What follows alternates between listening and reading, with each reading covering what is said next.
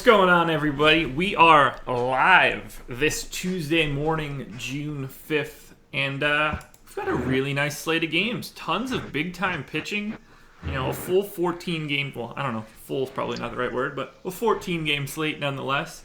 Lots of interesting stacks. There's some big run totals, so much different vibe today than we had yesterday. Jake, how'd your Monday go? Monday was all right. Did not have enough Mike Fires to make it happen. We talked about that. Yeah.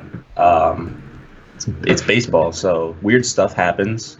And sometimes the pitcher against the chalk stack ends up helping you win tournaments. So just a weird 4-game slate that tends to happen with so few games. But this one should be a little bit better, I think. I hope so. I don't really like having to force in any Mike Fires. Did you end up making money? I did. Nothing substantial. Like I could buy a number 4 at Burger King or something like that. But you know, hey, nice. Money's money. I'm not upset about it. But yeah, I was down a little bit on FanDuel and made it back on DK. Okay. Which has been the opposite of what it's been lately. FanDuel has been a little bit better for me over the past couple weeks. I see. Have no idea why, but that always used to happen to me too, and I would play it a lot on both sides. Just like you get in a groove on one side and the other side, you're kind of slumping, and it's just weird. I mean, it's not like I look at it. I just look at the final output. I don't really do too much like individual like breakdown or anything. So yeah, there could be very obvious reasons, and it would probably help me do even just like a cursory amount of research to try to figure it out. Could just be normal variance too. We just got ownership projections for the main slate out, so I'm gonna grab those now. That way we can talk about them.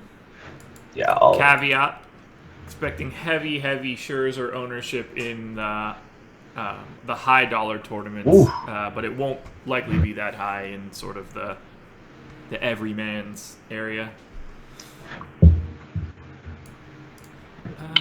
Yeah, that is coming through. Wow. Yeah, that's healthy, huh? Yeah. All right then.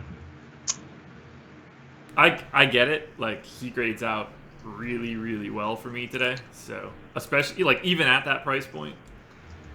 So yeah. I'm not in any position to say it's crazy. All right, let's start tackling this stuff. Yeah, let's do it. People will trickle in, I would imagine, as we go. It is 9:20 a.m. on a Tuesday, so I mean, most of the West Coast crowd probably isn't even awake. All right, Dodgers and Pirates. Dodgers 3.9 run implied total. Pirates 3.6. It's a 53% chance to win for the Dodgers. Ross Stripling going for LA. Joe Musgrove going for Pittsburgh. Two guys that I like a pretty decent amount. Stripling's price is getting to a point where I don't think he's like the most advantageous play in the world. I'll have a little bit of him, but Musgrove's my dude. I end up with him a lot. 7,500 on DK I think is a really nice price for an SP2, especially with Dodgers run total under 4, so I'm willing to take that chance. Musgrove's a guy I'll have quite a bit of. I haven't looked to see what we have him projected at yet, so that'll be important.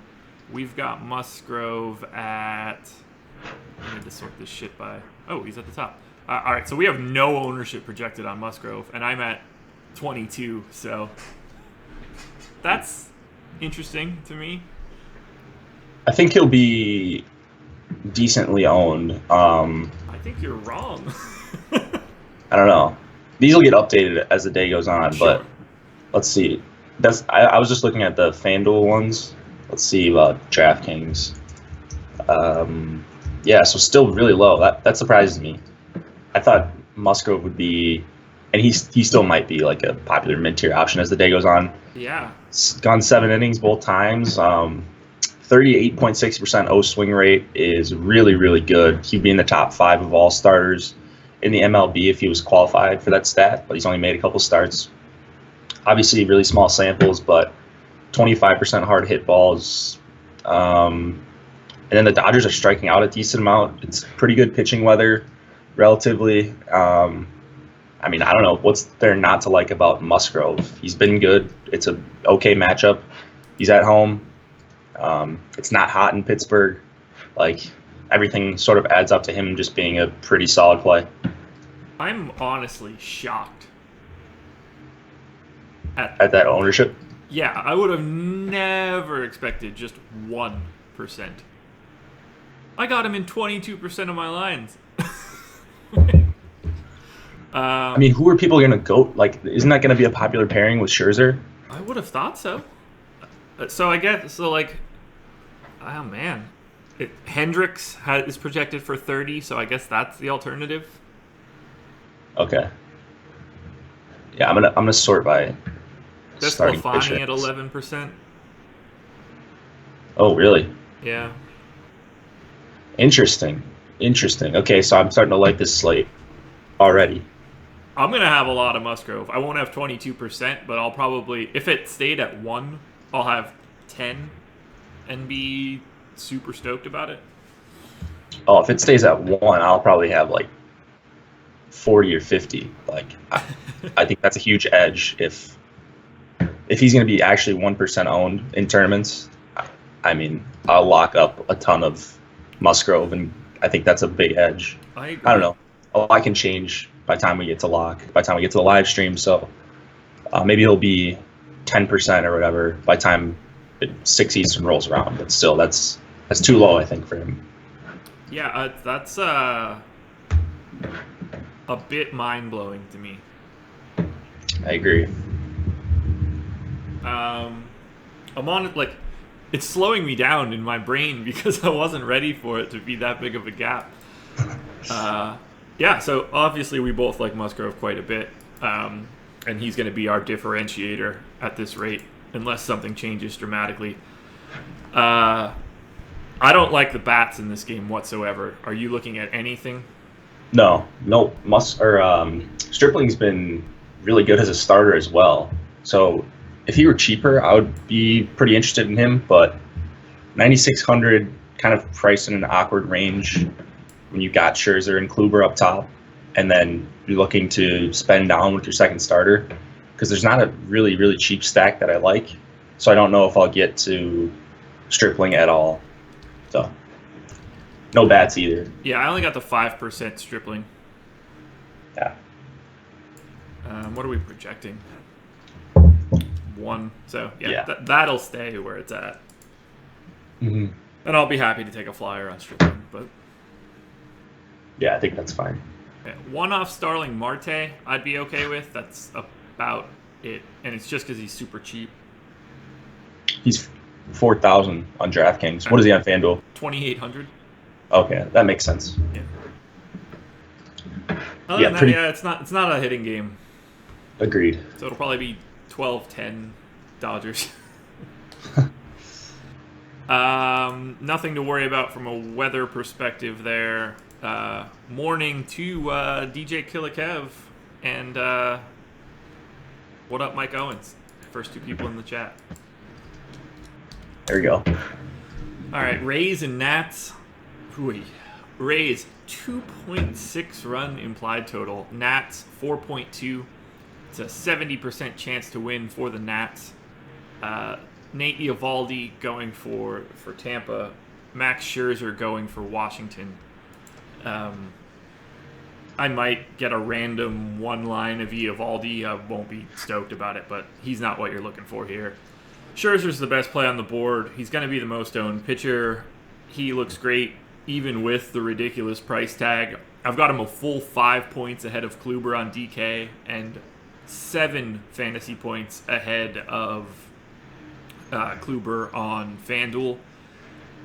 I've got Scherzer into the 50s on FanDuel. Kluber is in the low 40s. No one else above 40. It's just Scherzer and everybody else today. He looks great. Yeah, he looks awesome. It's, you're going to pay up for him, 13.3. He doesn't need to be perfect. I mean, once you get up to 13,000, it's tough for me to pay up. But I mean, he's just so good and such a good matchup. I guess Tampa Bay is not the greatest strikeout matchup, but it's Scherzer. He's going to get 5 righties here, 6 righties. He's just mow these guys down. But things can go wrong when you're 13-3 and you have one bad inning. That might be enough for you to not be worth your price. So just keep that in mind. Not all in on Scherzer, but I wouldn't be mad at you if you said you were. Yeah, so we're projecting pretty heavy ownership for Scherzer. These rates are going to be more for the high-end tournaments than the lower end. He's not going to get into the 50s, but he will be highly owned, and I will be underneath the field. Just because of how many options there are out there today. Yeah. What do you think of the Nats bats? I mean, I like Harper and Soto, but Eovaldi was pretty impressive in his first start, so I'm not full stacking against him, I don't think. Or I should say 2, 3, 4. Harper, Rendon, Adams, and then Soto. So 2, 3, 5. But yeah, it's not like a stack I'll be heavy on. 1 to 5 with Trey Turner. Yeah. Nats are my 6th most owned stack on DK, but it's not like it's a lot. I've got 5 big time stacks, and then everybody else is just sort of worked in from time to time. So the Nats are just off of my range of everybody. Yeah, they'd be a second tier stack for me. There's quite a few that I have ahead of them. So if they come in as a filler, then that's fine, but not actively targeting the Nats against Eovaldi. I'm with you. Alrighty, let's go to one of the more popular stacks of the day. Maybe doubly so. Yankees and Blue Jays. Yankees 5.5 run implied total. Blue Jays 4.5. It's a 59% chance to win for the Yanks. Chris Spagg's favorite pitcher in the entire land, CC Sabathia, going for New York. Marco Estrada going for Toronto. I don't really want the pitching in this game. This is all about the hitting. Yankees the number 2 stack for me on both sites. Blue Jays come in 4th on FanDuel and 5th on DK. I'm going to have both of these teams a lot. What are you thinking about from the hitting side? I assume you're not on Sabathia or Estrada. No, yeah, no pitching here for me. Definitely no Estrada. He just gives up way too many fly balls to righties. The Yankees are going to be super popular, I think. I'm not sure what we have him projected for right now. A lot of ownership. Yeah, and Stanton's only 4,800. I don't know why. Ooh. Sanchez 43. I don't get why they're so cheap. And they're not projected to be that owned. Right now, we have the 5th most total ownership on the Yankees on DK. I wonder if that's going to get spread out by the time we get to. Well, lock. Think about it. If we're projecting Scherzer to be so popular, it's a little bit harder to get to the Yankees then. True. Yeah, that makes sense for sure. I mean, I love all the Yankees. I think I have a couple stacks ahead of them just because of their prices. So maybe that's why they won't be as highly owned. But Estrada's not a guy that I'm scared of really at all, especially against a team that has so much power. I couldn't agree more. Yankees, like I said, Yankees are my number 2 stack. They're in the Spotlight Hitters and Stacks article. I'll have parts of the entire lineup. Minimal amounts of Torres if he's hitting 9th, although he hit a dong yesterday in the first game, batting 9th, so fuck do I know. Didn't he go 0 in the second game, batting Probably. 5th? I'm pretty sure he did. They played like shit last night. Mike Fiers, what up? Yeah, I'll have a ton of Yankees. I don't think that's a terribly interesting take. I think the Blue Jays are interesting. I've got a really random mix of some of these guys. So, I get a solid amount of Teoscar. I get way more Solarte on DraftKings than I do on FanDuel. I get way more Russell Martin on DraftKings compared to FanDuel. That one makes sense. Devon Travis, 2,100 on FanDuel, 3,100 on DK. I get him a lot as a FanDuel second baseman. I get way more of like the bottom end of the Jays lineup, and it's because everybody's either $100 or $200 above the minimum. So I think I see the Blue Jays as a stack that can make a lot of stuff work, especially with 4.5 run implied total. I think they might get slept on a little bit. I agree. I'm not super on them, but it makes sense. Just all these righties against Sabathia. Like, I won't target lefties against Sabathia, but when it's 9 righties in a row, I can at least make the case to stack against him. Like, the Blue Jays aren't all that intimidating as a team, but the top 3, I think, Teoscar, Solarte, and Smoke is where I would go. Just a little mini mid-tier price stack. But I get like going down to even Grichuk and Travis, like you mentioned. Yeah, that scares me. I won't have that. Like, there's no way I'll end up with 21% Travis because we're projecting his ownership on FanDuel at 7%. So I'd be more in like the 14 range. Yeah, I oddly like the Blue Jays more than I expected when I first looked at this. I'm really surprised the Yankees aren't projected to be more chalky. Looks like it's going to be more Red Sox than Yankees, so we'll get to that shortly. They're going to have inverse ownership with Scherzer, right? Like you said. Yeah, so, I think so. As the day goes on, we'll see. Are the Yankees people's top stacks? If so, then Scherzer's ownership's going to come down. If Scherzer's the clear top pitcher for everyone, then the Yankees ownership will go down. So it might be interesting to, if you want, or if you don't want to play Scherzer, pay up 13-3 to stack up the Yankees at what we project for lower ownership than usual with a 5.6 total. Right, like it's really hard to go 13-3 on Scherzer and grab $5,400 Judge and $4,800 Stanton and $4,200 Gregorius. It's a tough fit, man. So yeah, you kind of got to go one or the other. I'm sure. going to go both, but it's neither here nor there. Yeah, we could probably move on. Brewers and Indians. Brewers 3-run implied total. Indians 4.3.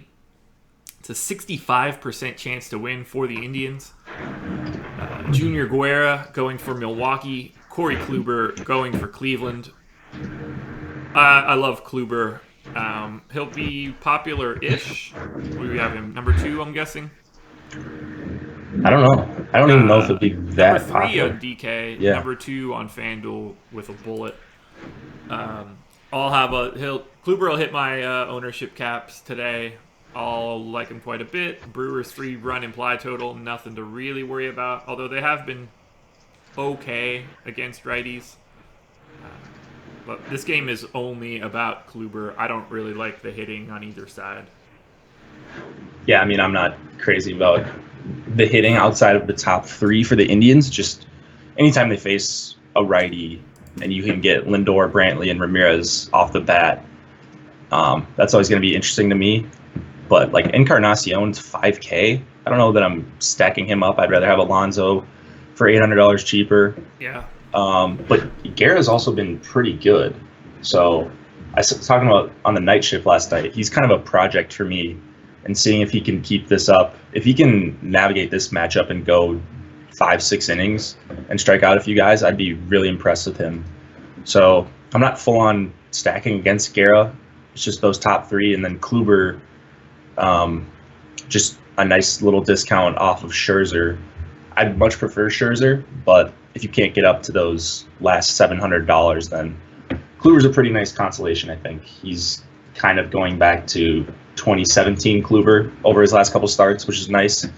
If you get that Kluber in this matchup, you're going to be really happy, and it's not going to matter. Like, he could outscore Scherzer here. Yeah. I wouldn't be shocked if he did that. So, yeah, I don't know. Do you think he's got a decent chance of outscoring Scherzer here?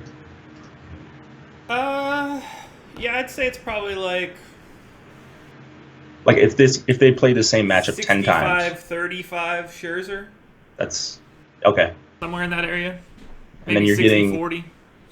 You're getting maybe a third of the ownership. Yeah.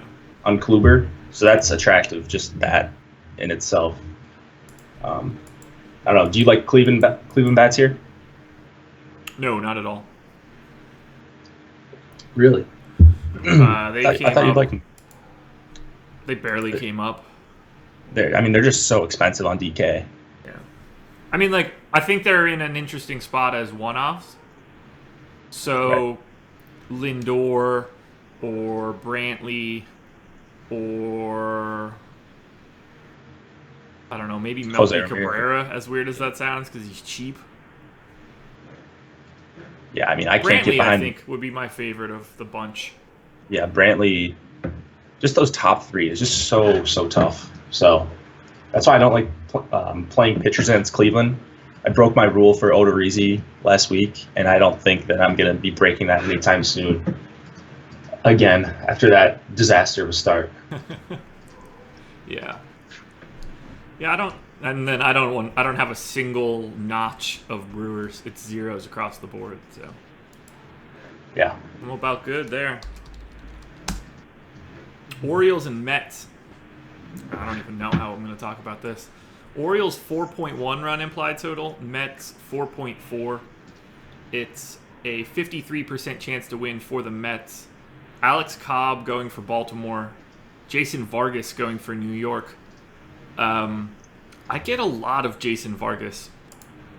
And we're projecting him for 12% ownership on DK right now. So I guess I'm not totally crazy, but that doesn't feel like a spot where I want to be over the field. I'm happy to be with the field, but I don't see the need to be that heavy on Jason Vargas tonight, although apparently I should be. So, I don't know. Explain Jason Vargas to me, because right now I'm not confident in having 19% Jason Vargas. No, I mean, if his ownership stays around that 10 to 15%, then I'll be well over the field with Vargas as well. So he was an absolute disaster his first three starts. 19 earned runs, didn't go 5 innings in any of them. He's had a couple decent starts, like nothing crazy since then, but much better than his first three. 10.7% swinging strike rate, swing percentage, almost 33%. And then he's in the top third in whiffs per swing this year. And then there's just not that many options this low. Yeah. So he's just the lowest price pitcher that I like. I think he can strike out a decent amount of Orioles. He can also get rocked too. Certainly one of the riskier plays on the slate, but there are some strikeouts in this Orioles lineup. There's no doubt about that. So I'm going to take a chance on Vargas, especially if he's going to be 12%. If he's going to be 25, 30, all right, now you're talking about a really risky play that's also going to be chalk. Then I'm not as interested, but Vargas unfortunately is my low tier option that I like the best. I mean, I'm with you. I like him. I don't like it. I'm not confident with it. It's just weird. It's hard to get those first three starts out of my head because it was just an auto stack against him. He was just getting pounded. My only salvation is that the Orioles have an 88 weighted runs created plus against lefties. That's the thing too. The Orioles just are garbage against lefties. Yeah. Against any team, they're super impatient. They allow a bunch of swinging strikes. They chase a ton. So Vargas, who's shown he can get swinging strikes, he can get chases, just seems like a pretty good matchup. So I'm not expecting a perfect start from him or anything, but I think he can get you 15 DK points here. I have him projected for 15.2. So even more. Yeah. What do you think of Orioles bats? Because I get them just like the slightest amount. I mean, just Machado for me. These guys are, outside of him, just not all that great of hitters. Ricard, if he leads off for 2,900, I think is fine. But, sometimes I play both sides of playing the pitcher and then stacking against him. I don't know that I'm going to do that here with Vargas. So you like the Orioles, or you have a little bit of the Orioles, you said? They're my 6th highest owned stack on FanDuel. So on FanDuel? Yeah, they're 9th on DK, so just a couple lines worth. But Jones, Machado, Scope, and Valencia are popping up quite a bit. it's a stack that fits really easy. You know, you get Machado at short, Scope at 3,000 for a second baseman. Danny Valencia is 2,400 for a third baseman, and then Adam Jones only 3,100 for an outfielder. They all get the platoon advantage. Like, all four of those guys have some pop. So I think wonder if they can get there with the long ball today. Yeah. No, for sure. Like, you wouldn't be shocked if Vargas gets crushed here, even against a team that we think is pretty bad. I don't know what's going on with Scope. It seems like he's not hitting the ball hard at all. And just like looking at his game logs, he's striking out a bunch. I wonder if he's still hurt. He could be. I mean, he's been not great. Yeah, just like no power against lefties. And last year, like he was one of those guys that was a reverse splits hitter. We thought he was, if that even really exists. But then last year he just smoked lefties and righties. But he was just a really, really good hitter last year. And now I haven't really heard anything about him. I haven't been playing him much. And it's kind of worked out. It seems like he's just not hitting for power as much. He's not hitting for anything, man. He's got a weighted runs created plus of 73, on base percentage of 263, slugging 388. And that's putrid. He's got a walk rate of 2.4. How many walks is that? He's walked 4 times in 168 plate appearances. That really worries me about him. So that screams that he's hurt, for me at least, and just kind of playing through it. I don't know why. Aren't the Orioles awful, their record? They're very bad. Yeah. Worst team in baseball. Okay, that's what I thought. But so I probably won't be playing him until he starts to hit the ball hit the ball hard. So without making contact, Scope has been on base 6 times, 4 regular walks, 2 hit by a pitch. So 2 of the 6 times he got on without hitting is just because they hit him. Wow. Shockingly terrible. Yeah. With that said, I'm projecting to have 10% Jonathan Scope today, so go Orioles. Yeah. I don't think I'll have any. I'll have way too much. Contradictory opinions here coming out of me. I'm going to have a lot of Jason Vargas on DK, decent amount of Orioles on FanDuel. So one way or the other, I'll get there. Yeah. Yeah, I don't think we have anything else there. Rockies and Reds, and I couldn't be happier that the Rockies are not in Coors tonight. 4.4 run implied total for the Rockies, 4.4 implied total for the Reds. It's a 50-50 game. Kyle Freeland going for Colorado, Anthony DeSclafani going for Cincinnati. I don't have any Freeland whatsoever. Boy, Anthony DeSclafani coming back and looks pretty good. Yeah, he's had some decent starts in the minors, it looks like. I'm not crazy about using a guy coming back and playing in the majors for the first time. And when's the last time he pitched in the majors? 2 years 2016? ago? Yeah. He hasn't seen major league pitching in quite a while. That worries me. And then we've got him projected to be healthily owned, which also worries me. I don't know. I'll probably end up with some DeSclafani. Is it DeSclafani? DeSclafani. Anyways, I'll have some of him, I think, just because outside of Coors, the Rockies are so bad against righties. Like one of the worst teams in the MLB this season. So that's attractive, but it's still a good hitting environment in Great American Ballpark. So I don't know. I'm not super crazy about anything in this game. I like Suarez for 5,100 just as a one-off against Freeland, but Freeland's one of those guys that I rarely stack against. Sort of the Kyle Hendricks, CC Sabathia tier for me. Yeah, I don't really get to many Reds, although they grade out pretty nicely. I'd probably have way more Reds on a shorter slate if this was a part of it than I do as a stack. I think Votto would be fine as a guy that no one will have. I think Suarez and Adam Duvall, if you're looking to chase homers, is a really reasonable spot. Scooter is 5K, lefty. Wow. Come on. Votto, 4,500. I mean, that's fine, but Scooter, $500 more expensive. DK might know something if the Reds are the nuts tonight. If they are, I won't have them. I'll have, I don't know, one line out of 100. Do you like any Rockies bats?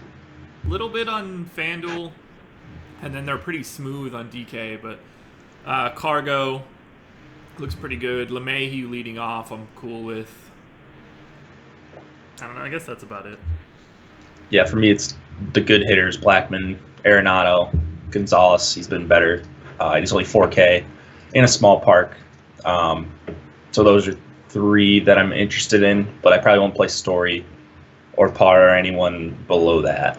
So not all that interesting of a game for me. Agreed. Daniel Ensley in the chat. What's going to be the most popular pitching combo for DK? I was thinking Scherzer and Vargas in order to get the high price stacks. I think it's probably going to be Scherzer and Kyle Hendricks. Scherzer Vargas will probably be a close second, but we're projecting quite a bit of ownership to Hendricks, so I think that'll be the more likely scenario. Yeah, I think Scherzer Vargas will be one of the more popular combinations. So maybe play Kluber Vargas if you don't want to play the absolute pitching chalk. I don't know. I just have a feeling that Vargas is going to get chalkier and chalkier and chalkier as the day goes on. I mean, he might, and that. Yeah. I'm fine with that. Yeah. Let's see. We've got. I would expect Scherzer Vargas or Scherzer Hendricks to be like, I don't know, 15-ish% of the pitching combinations. Yeah. I saw the question earlier. How do we feel about Newcomb? We'll get there. Newcomb. Yeah. What's up? I didn't hear you. No. Yeah. I'm excited to talk about Newcomb. Yeah. Okay. I'm not. All right. That's Maybe. fair. Well, I'm not excited.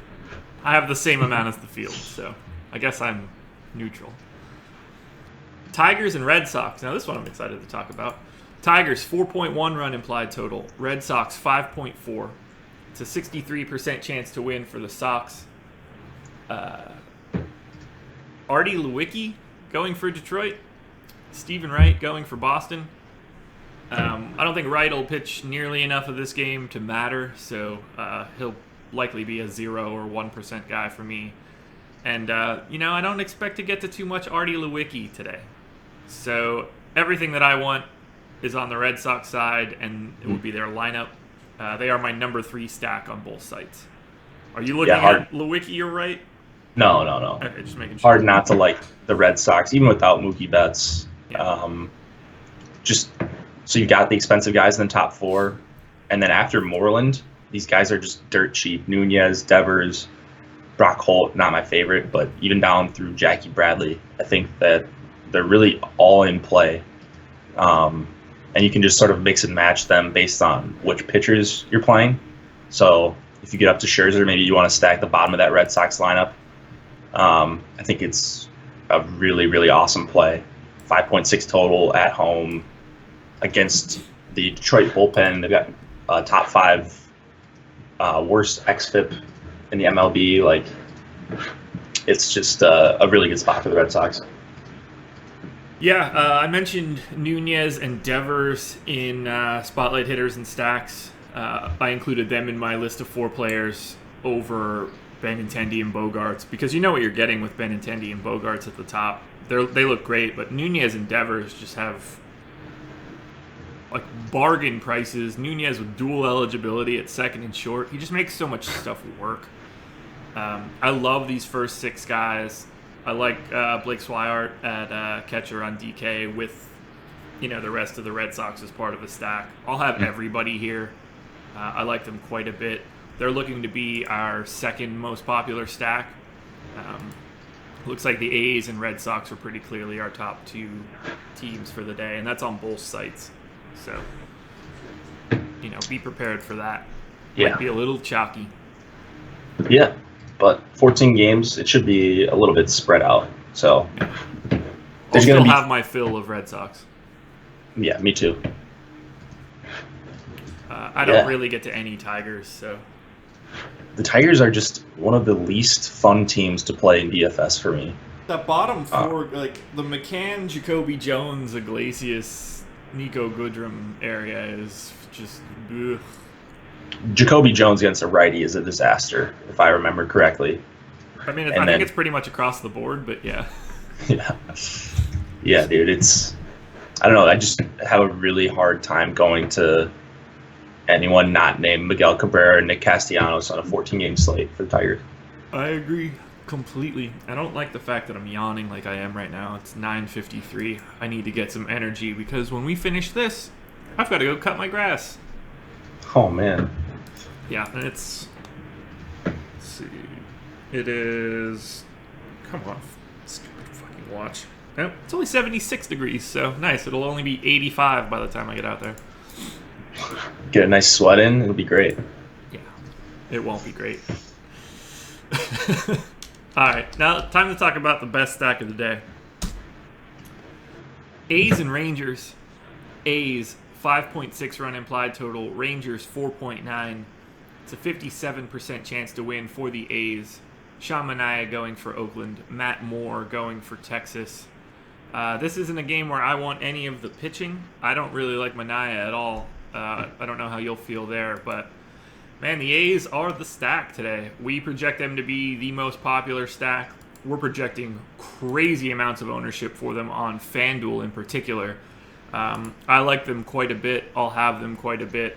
They're my number 1 stack on FanDuel, number 1 stack on DK.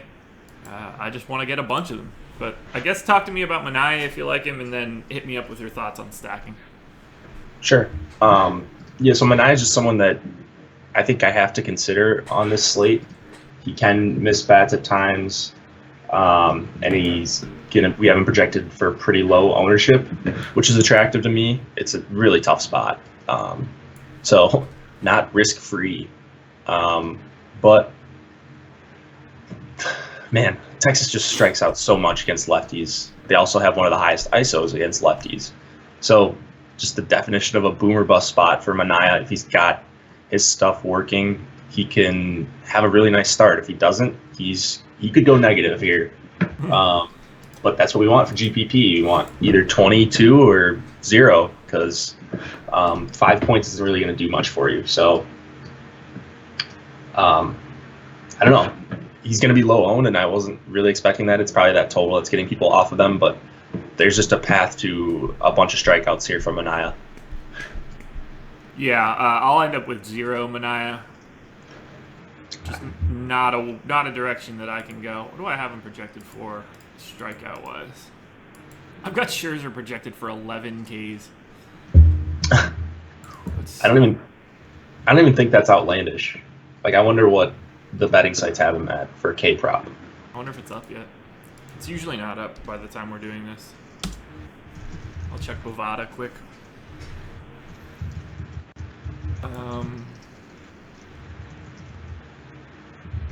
I've got Kluber for 9, so I've got Scherzer projected for 2 more Ks. Let's see. I don't think we have it yet. Kluber 9, yeah. I mean, yeah, I don't have it yet. I have Manaea for 4.8. 4.8.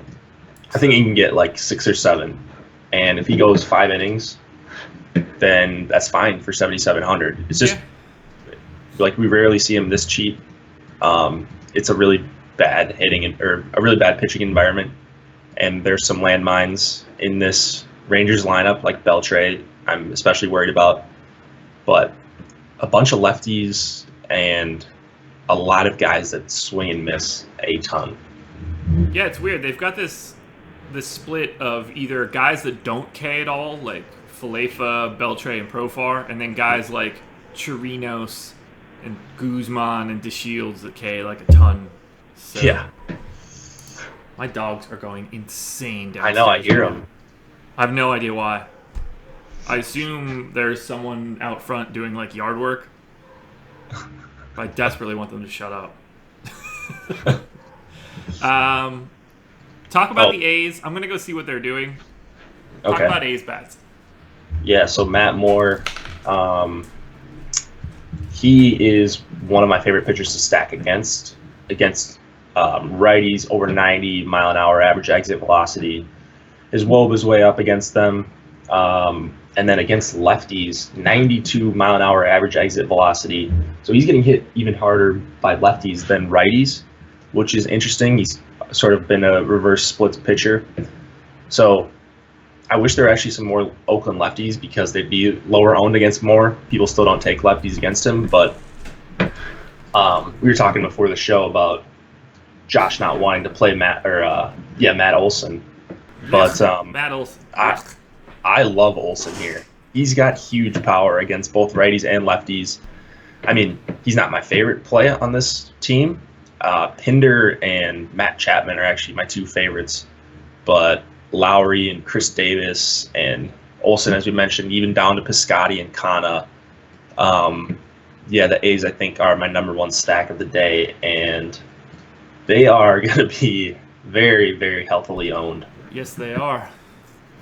Yeah. They're just dirt cheap on FanDuel, too. Like, if they look cheap on DK, they're like 1,000 times cheaper on FanDuel. Yeah. Really someone's asking, where do you find the exit velocity stats for pitchers? Baseball Savant. You just go to the StatCast search, and then you just put in pitcher and sort by average exit velocity, and you're good to go. Yeah, and if you have any questions about Baseball Savant, Jake built that from scratch with his bare hands, so he'll be able to answer any questions you have about it. Those guys are going to start coming after me and saying that I'm like a fraud and stuff. Yeah, People probably. don't understand. Probably. Oh boy. Hopefully not. Yeah. Chris Hernandez, what are the most profitable contests on DK and FanDuel if you're trying to make a living? Weird answer to that. So the most profitable contests on DK and FanDuel are going to be the cheapest ones to enter and the ones that the public enters. The problem there is like those are the quarter entry tourneys, which are going to be a limited amount of return. So the intersection between like tournament buy-ins and popularity are going to be the places that should be the best. You want to get into the places where the most average and below average people will get into. But making a living is more, you're going to need a gigantic bankroll to truly make a living doing it. And at that point, you're going to be playing way more than the quarter arcade. Yeah. That's a good answer. I mean, it's GPPs. That's how these guys make livings. That's how our bosses make livings doing almost exclusively DFS. It's GPPs. Yeah. That's where the money is. If you're consistently better than the field, your ROI will be very good, and if you play enough volume, you're going to have a nice chunk of change in your wallet. Yeah, exactly. How does the lineup similarity calculation change when there are 28 teams on the slate compared to 16 to 20? Ownership's just more... Oh, wait. Are we talking about unique players from Fantasy Cruncher? The similarity. I mean, there's going to be... Okay, I set it at 4 for unique players on a slate this size. I want a lot of rotation. I'm trying to find one lineup that can get me to the top. I think, yeah. So on a shorter slate, right, if you're still playing 150, like if it's a 3-game slate and you're MMEing, then you probably change it to what, like 2 or 3 just to... Yeah. So the higher... the more games on the slate, I think in general you want your variability settings to be higher. Okay. So I think that's what she's asking. It's a good question. Yeah, it's a really very good question. Any good strategies for like slates that are big? I don't have anything specific. I run a double stack when we have 14 games. I've got a better chance of hitting like 2 outlier performances, so that's what I look for in the bigger slates. Yeah, I think that's a really good way to go about it. I know someone who's very successful at this that has sort of that same mindset. Yeah, he might have the same handle as the website that we work for. Mm-hmm.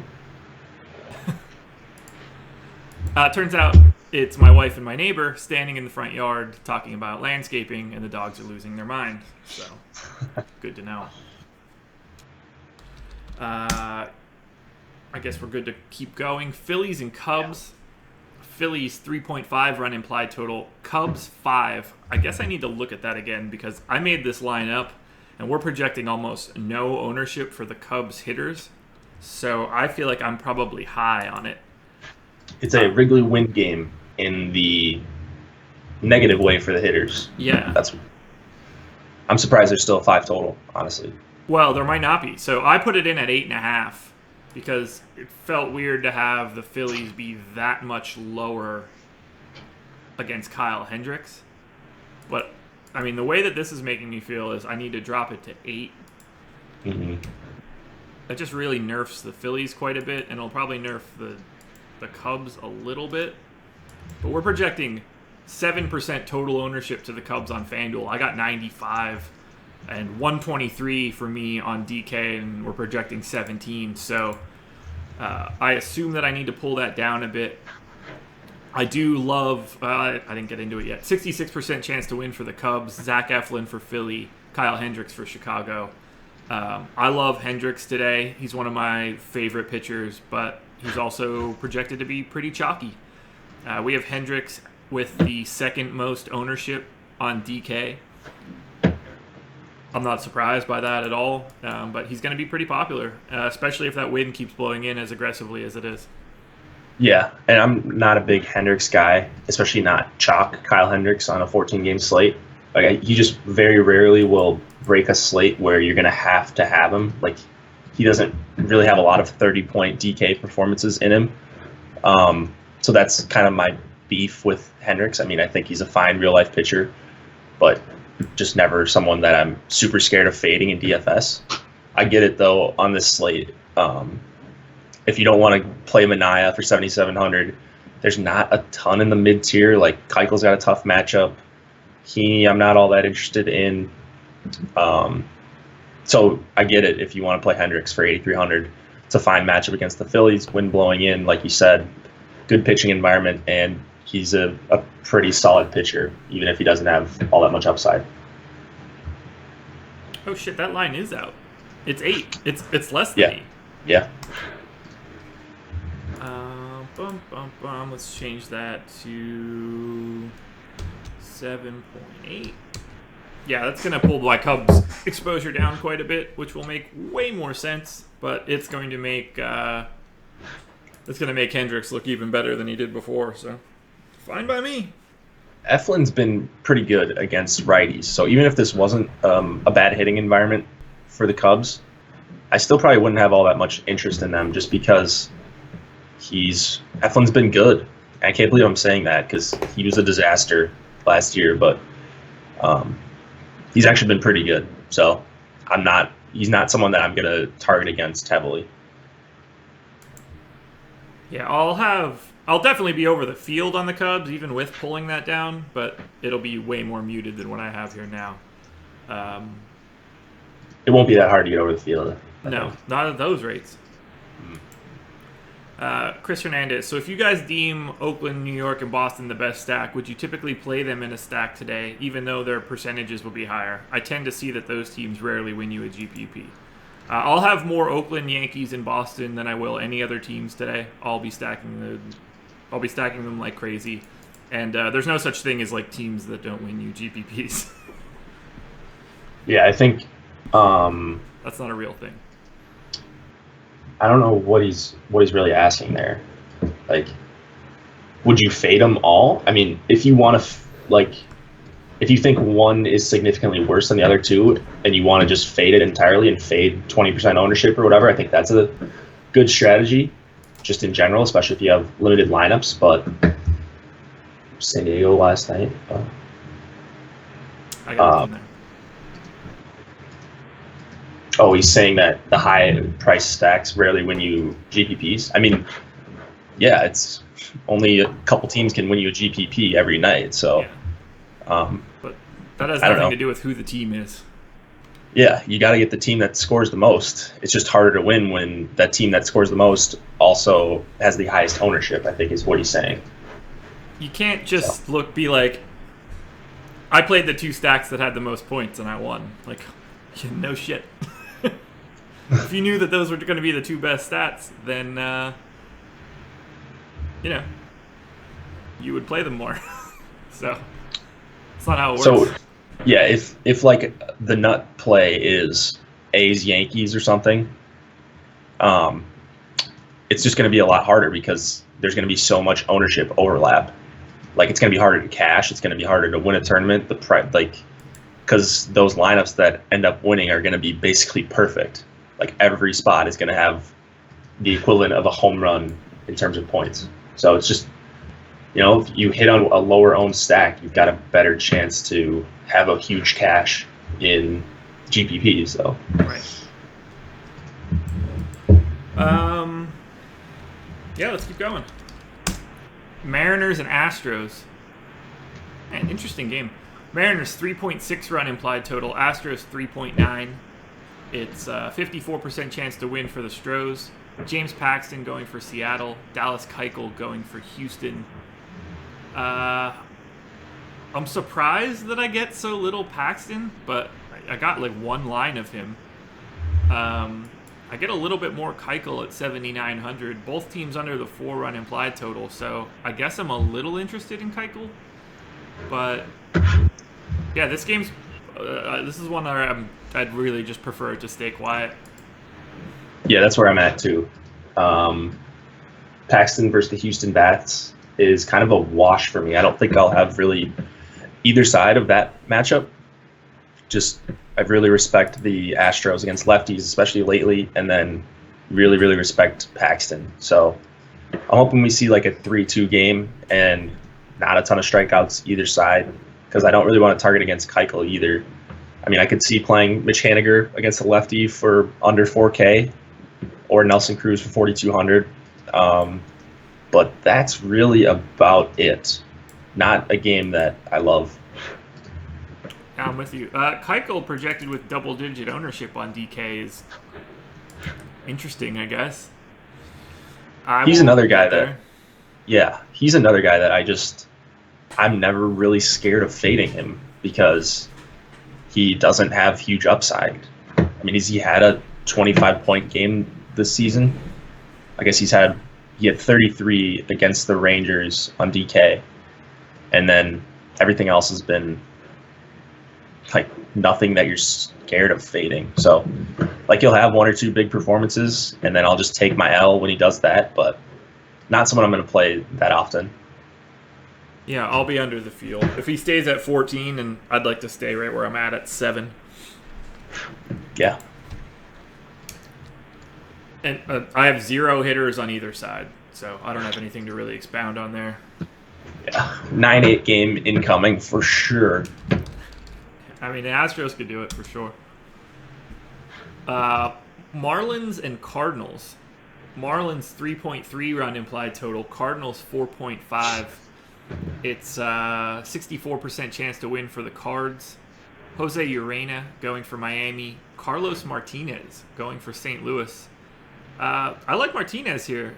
He's kind of cheapish on FanDuel, so I get to him quite a bit there. And I think he works as a non-Scherzer Kluber option. So I get to like 10% of Martinez on both sites. Have you looked at him? What is he on FanDuel? 8,200. Okay, I think that makes more sense. On DK at 11,000, coming off the DL, he's not on my radar at all. He's a full fade for me on DK just because. So he went 4 innings in his last start 5 days ago. Only threw 63 pitches. and then obviously you got to wait for these guys to get stretched out. Like, he can't go 100 pitches, I don't think, or anywhere near it. I think 80 to 85 is a decent range, where maybe even the high end of the range where he could get to tonight.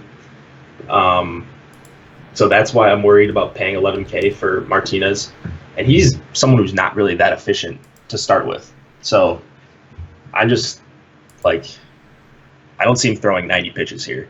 So for $11K, no thanks. He might be able to throw a complete game in 90 pitches against the Marlins. I think other guys could. I don't think he's one of them. He gets in trouble with walks. Yeah. He's generally not that efficient. So that's why. I mean, if it was a different pitcher, if it was a different slate, I think that you could make a case for him, even at a limited pitch count, but not going to do it here. Yeah, we're not projecting terribly high ownership for him, so I'll be in like the 4 or 5% range on DK. It won't be a full fade for me. I'll have a lot more of him on FanDuel at that price point. Sure. Cardinals bats. I guess the top 4 look okay. I like Fowler and Carpenter. Just the lefties against Urena is something that I'm almost always looking to target. He gets a bunch of hard contact, and Fowler and Carpenter are both hitting the ball really well, actually, according to their average exit velocities against righties over the last couple weeks. And Ozuna's hitting a lot better as well, and then I always like Pham. So I can get to a Cardinals stack, but it'll be a secondary play for me, well below the sort of top 3 or 4 stacks that we talked about. I'm with you there. I think those first 4 guys are a nice secondary stack, especially being able to get that dual eligibility on Carpenter on DK. That makes it a lot easier to work that in. Yeah. Royals and Angels. Royals 3.3 run implied total. Angels 4.7. It's a 65% chance to win for the Angels. Brad Keller going for Kansas City. Andrew Heaney going for the Angels. I like Heaney, I guess. 8,600 on DK is a pretty nice price. We're projecting 10% ownership. I've got 12 right now, so it seems to be like perfectly in line. And hitting wise, I don't really care for the Angels all that much. You don't like the Angels? I mean, Trout is just so expensive. He's Trout, obviously, but $6K on DK is, whew, yeah, that's tough. I mean, I get it. I like the Angels just because it's going to be a Kansas City bullpen game, and I believe they have the worst xFIP as a bullpen. They're in the bottom 5 or so in a bunch of the categories that we look at. So, yeah, bullpen arms are usually on average better than like starting arms, just because they throw less pitches, they can go all out and whatever. But the Kansas City bullpen is pretty bad. Yes, it is. So Trout, Upton, Angelton Simmons, my boy Louis Valbuena for 3,400. These guys are actually, they might creep up for me as one of my higher owned stacks as the day goes on, because I think they're going to go well, or a lot less owned than they should. We have everybody under 10%. Trout at 9, no one else over 5. Ooh. If Trout's under 10%, then give me some Michael Trout. I have 1% Michael Trout. Oh, you're going to be sorry. You're going to be sorry. It's too expensive. Yeah. 6,000. It's crazy, man. Well, yeah, but in context of the stack, Simmons is 4,000, Upton's 4,200. You can do all this. Sure. Kinsler 35. I mean, you're not going to be able to stack them up with Scherzer probably, unless you go Scherzer Vargas. But like Valbuena 3,400, yeah, I'm in on the Angels. Yeah, I'm gonna pass. I can see them popping off though, if that's any consolation. Yeah, they're just gonna be hard to get to for me. That's understandable.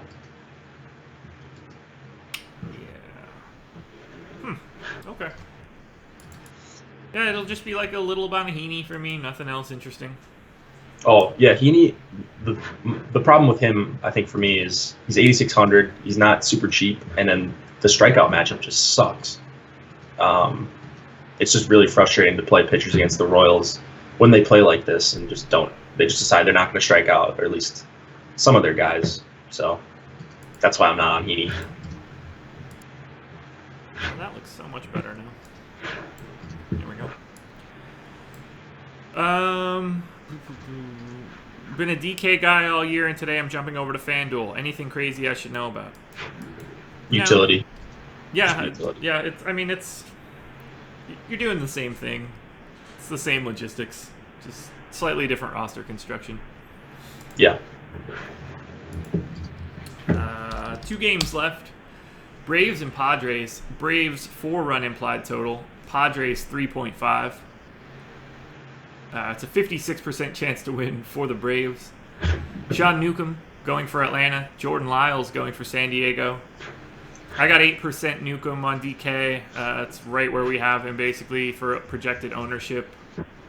It's fine. I mean, the Padres bats are light, except for last night, evidently. Like I said, don't play Tehran. I don't know. That's all I'm interested in, really. A little bit of Newcomb. I don't have Braves bats. I don't have Padres bats. Yeah, Newcomb going up against a bunch of righties here, but he's been really good against righties. 25% K rate, 1.21 whip, 26% hard hit rate, which I like a lot, especially in that park. And he's getting a bunch of ground balls, too. So, huge park, bad Padres lineup. You're worried about Villanueva if he's in the lineup and Renfroe just taking him deep because they've got huge power. But like Hosmer, lefty, and then these guys aren't all that scary. So I like Newcomb as a mid-tier option for 9,200. Any interest in Lyles for you? No. Yeah. I only got 1% of him on DK. Let's see. Yeah, he'll be tough to get to outside of just like a random guy at that point. Like I have so much DeSclafani that when I cut that back, it's possible that like 1 or 2% goes to Lyles just because of being a comparable guy in that area. It's just hard for me to get to Lyles when I can go to Vargas, who is missing more bats and has a better matchup. The only thing that Vargas doesn't have over Lyles in this matchup, I think, is the park. Yeah. But it's not like the Mets park is some insanely good hitters park or anything. So, I don't know. I'm probably off Lyles. I mean, I wouldn't hate you if you played him, but I like Freeman and Albies and Markakis against him here. I just hope the Braves win like 4-3, and it's like singles and fielder's choice runs and all sorts of other stuff that doesn't really bring anything to the table. No homers. Yeah. It's a low interest game for me. Final game. Diamondbacks and Giants. D-backs. 3.2 run implied total. Giants 3.6. It's a 55% chance to win for the Giants. Pat Corbin going for Arizona. Matty Bumbums going for San Francisco. Welcome back, Matty Bumbums. I'm going to have a lot of Bumgarner.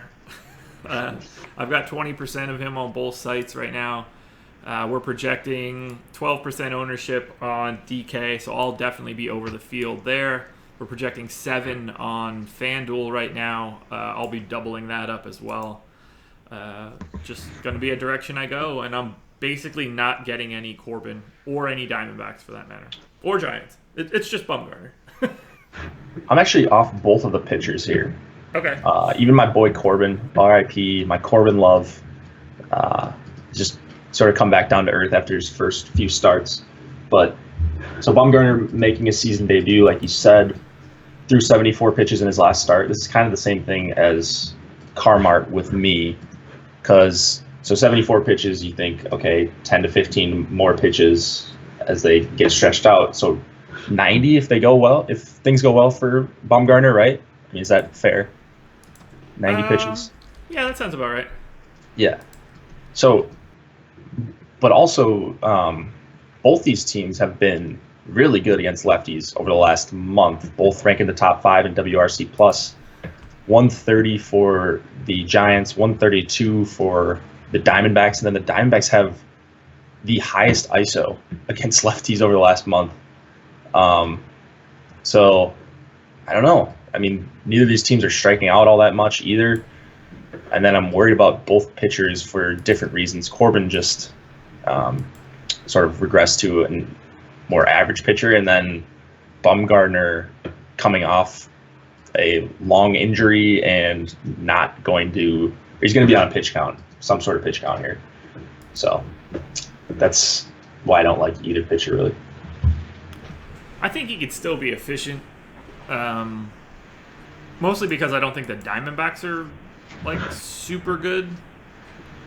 They only have one guy in the lineup with a weighted runs created plus above 100. So if he can navigate Goldschmidt, I think he could work relatively quickly. I won't end up at 22 on DK. It'll be a little bit lower than that, but I don't see any reason why he can't go out and have like a really big game. I know like he messed up his finger and his shoulder in the accident, so they might be overly cautious, but I think they'll be fine. I'd expect him to go. What you think? What were we saying? Like 85 pitches? 85, 90, yeah. I mean, he could very easily still have a functional start there. I wouldn't like back the truck up for him or anything, but I don't see any reason to fade him fully. Yeah, I'm probably gonna fade him fully. I just unless I really like a pitcher tonight, I'm sort of just fading him because there's like 6 or 7 that I think I'll be using, and I don't think either of these guys will make the cut. I actually like some bats from this game, so I like McCutchen, I like Longoria and Posey, and then Goldschmidt and John Ryan Murphy for the Diamondbacks. Just all guys that hit lefties really, really well. Yeah, I don't mind the McCutchen love at that price, or Posey for that matter, but I'm not going to have any hitting in this game. Totals are too low. Yeah, that's fair too. 6.7 run total right now. That's too low for me. Alrighty, that's a path through everything. Let's take a look at some crunches.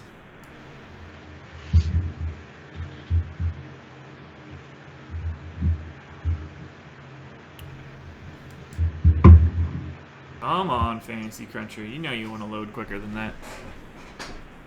Go Fantasy Cruncher. So we've got the live stream at 6 Eastern. Yeah. Do you have the spotlight hitters and stacks out? Yes, I do. Okay. Spotlight pitchers are out. 3 guys that you won't be surprised about. 3 guys that we talked about at length. What else do we got tonight? NBA? Yes, we do. Game 3. Wait. I think that's right. Yeah. No, you're right. Yeah. I'm pretty sure. I don't remember if there's an extra travel day or not. Nope, they don't play tonight. They play tomorrow. Is that right? Yeah. Extra travel day in between 2 and 3. Man. So, yeah, it's just baseball. Everybody get excited. Give me 2 pitchers. Let's do Scherzer, Vargas. Okay. I got 6 lines of Scherzer and Vargas. First one I see is a stack of Yanks and Red Sox. Sanchez, Bird, Gregorius, Stanton, Nunez, Devers, Benintendi, Swihart. So, fucking the nuts of most of that. You can get A's, Cubs. That Cubs one will go down, though. But Rizzo, Zobrist, Bryant, Hayward isn't really the worst pairing in the world if you're going 1, 2, 3, 4, along with the A's, which will be the most popular stack. So, yeah, I mean, Scherzer Vargas makes it really easy to get to. Like, there's an A's Red Sox stack: LaCroix, Olsen, Davis, Piscotty, Nunez, Devers, Bogarts, JD. Yeah, but it has Matt Olson in it, so you can't play that. No, well, I would swap him out for. Let's see what else we get. Any other person I want, basically. Got to get Ian Desmond against a righty. All right, let's look at a pitching combination that'll be less popular. All right. So let's do Kluber for people that want to go a different direction. What do you think of, you want to do Kluber, Musgrove? Yeah, that's what I was thinking. Yeah. Great minds and all that shit. I know. Yeah, so again, Yankees and Red Sox stack at the top of it all.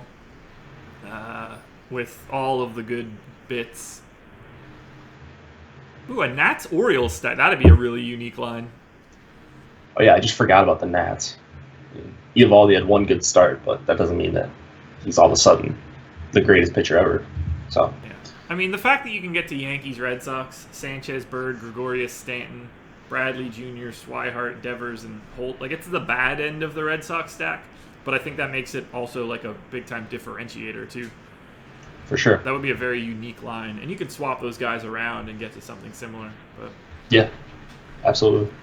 There's enough in that middle tier of pitching that you can grab those top guys like Scherzer and Kluber and still get to at least one powerful stack with another stack that's maybe less popular. Yeah, it should be a fun slate. Yeah, I'm pumped. And no other sports, so. Yeah, what the hell else do you have to do, people? I don't know. What are we going to talk about on the live stream? Maybe we'll give some hot takes. I don't know. I'll be cooking dinner. You got to give your home run pick, though. Yeah, I'll pop in. I got to set my lines. Which reminds me, I need to go to the grocery store and figure out what the hell I'm going to cook for dinner. All right, come on, FanDuel Fantasy Cruncher lineups. Jesus. Oh, boy. It's just so slow. Which is crazy. Like, we had a call yesterday, and Tom was like, well, if you get a better processor, I was like, yeah, I've got a baller computer. It's... I can play games at max video and bought this processor specifically for Excel work, so I went hard. Oh, God, so much Scherzer on FanDuel. How can you not, though? I'm going to go that direction and look and see if I can get a non-popular-ish stack. I mean, Blue Jays and A's look to be popular. Rangers and A's look to be popular with Scherzer. These will be the most popular ones. Boston and Oakland. Swihart, Nunez, Bradley, and Martinez with the A's stack. If I wanted to make sure I got... Let me grab the two guys I want from the Red Sox. So we want Eduardo Nunez, and then I want... Where's Mitch Moreland hiding? Give me Mitch Moreland. Yeah, sign me up for something like this. Sure. I really like the Orioles, oddly enough, the way that they're popping up here. Against my boy Vargas? I'm starting to talk myself into it because I think they're like a really high risk, high reward. For sure. Yeah, they're all home run. It's all just pop, so it could be like homer, homer, homer, and all of a sudden things are looking really different. For sure. And Vargas is the guy that will give that up, as he's shown. Not immune to a blow-up. Yeah, I can see 0 runs for the Orioles just as likely as I could see 9. Yeah, for sure. Alrighty, guys. Any last questions before we get out of here? I'll give you guys another 30 seconds to put one in here. Otherwise, I'm out. Well, 1, I gotta pee, and then 2, I gotta cut the grass. Yeah.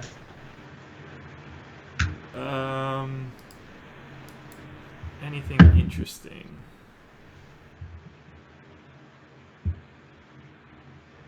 Alrighty, that's it, everybody.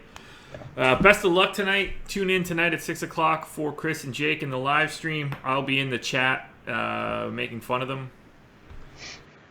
Basically it. Chris Hernandez, who are your GPP pitchers? I'm going to have 1, 2, 3, 4, 5, 6, 7, 8, 9, 10, 11, 12, 13, 14, 15, 16, 17, 18, 19, 20. I'll have like 20 different guys, so all of them? Okay, favorite makes it different. Vargas, Manaea, Musgrove. Musgrove. Yep. Yeah. Those are my guys. I mean, outside of like Scherzer and Kluber. Yeah, Musgrove for me, for sure, will be a guy I have a lot of.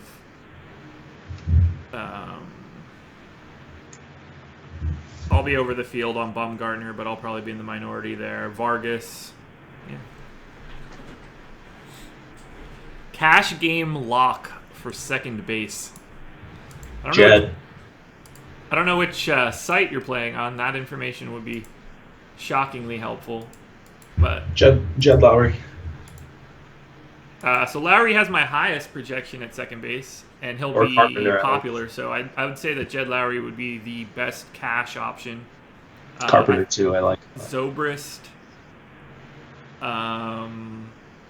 Eduardo Nunez, if it's on DK. Oh, dude, did we talk about the Mets bats? I don't know. I really like the Mets bats. I have 0% Mets bats. Yeah, so we didn't talk about them. Alex Cobb, just one of the worst pitchers, one of my favorites. A target against tons of hard contact against lefties, and he's going to get 4 right away. So I just completely forgot to talk about them. The top 4 Mets are one of my favorite stacks. Yeah, I got none of them on DK. All right, so we're on opposite ends there. We're Nimmo and Cabrera 1% and 3%, but Conforto and Jay Bruce should have some ownership. I could see getting there against Cobb. I end up with Cobb every week, so who knows? Oh, God. Corey Volk. FanDuel was the question for second baseman, so let's roll that back. I'll give you that answer, and then we'll get the hell out of here. So, on FanDuel, my number 1 second base option is Lowry. And I think that would work. He's got the highest projection, and we're projecting him with some ownership, so I think that jives for cash. I'd say that Eduardo Nunez would probably be second for me from a cash perspective. I like it. Yeah. So, there you go. Best of luck, everybody, and we'll see you guys in the live stream tonight. Have a good day. Enjoy your Tuesday. Good luck.